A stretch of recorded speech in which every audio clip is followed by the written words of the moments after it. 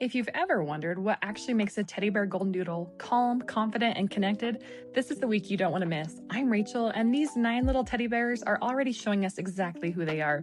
Today, we're taking you inside on one of the biggest things we watch for from the very beginning, temperament through play. Welcome back to Cedar Doodles. Let's get started this week with temperament, and it all starts with mom.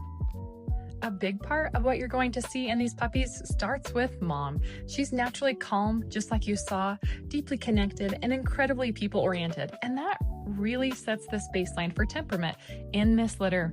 These puppies are naturally drawn to people in that same way. They still have plenty of playfulness and curiosity, but underneath it, there's this calm, connected energy. They want to engage, they want to be with you, and they want to settle back in when they're done. That balance is exactly what we love to see in these teddy bear goldendoodles.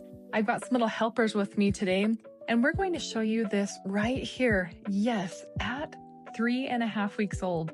They're almost 4 weeks, and you're going to see that even though they're so little, they are still moving towards people. They're connected. They're showing who they are to each and every one of us, and we want you to be a part of that today. Now you may see some puppies that you recognize, and some, because the markings are so similar, they are going to look a little bit closer to the others.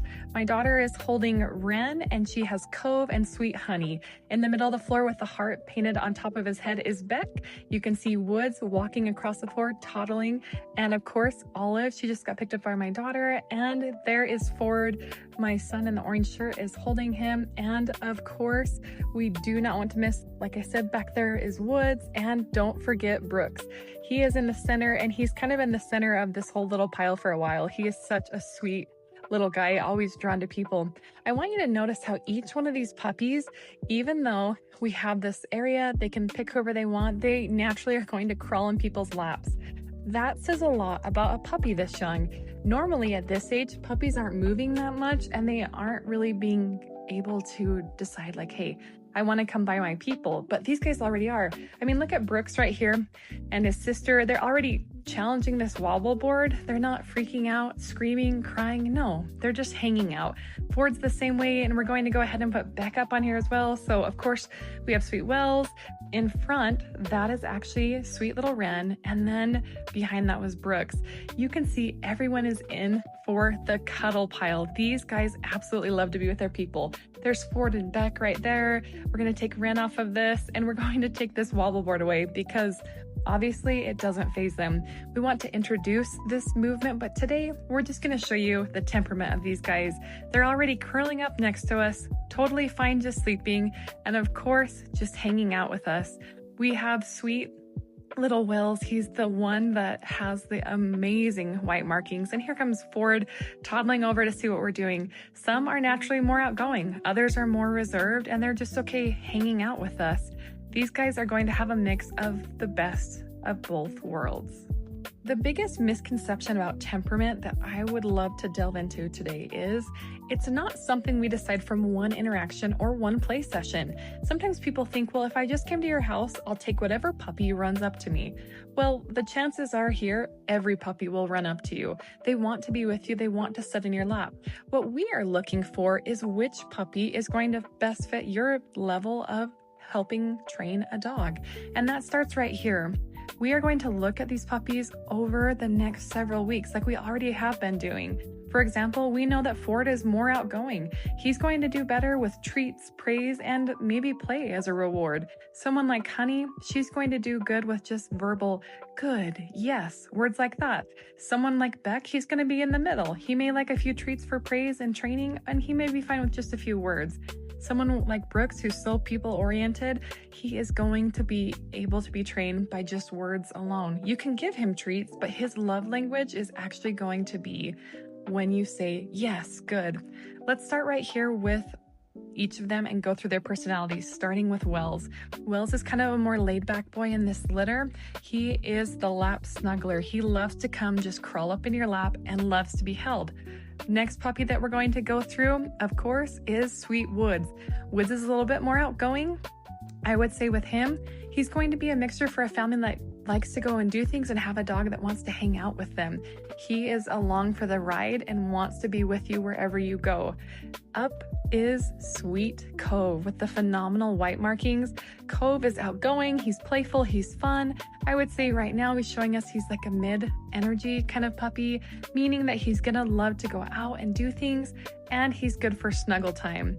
And Brooks, isn't he adorable? This guy is what I call a pocket puppy. He wants to be where you are. Sitting on your lap, watching TV, he's going to snuggle right up and he is going to be happy being with you.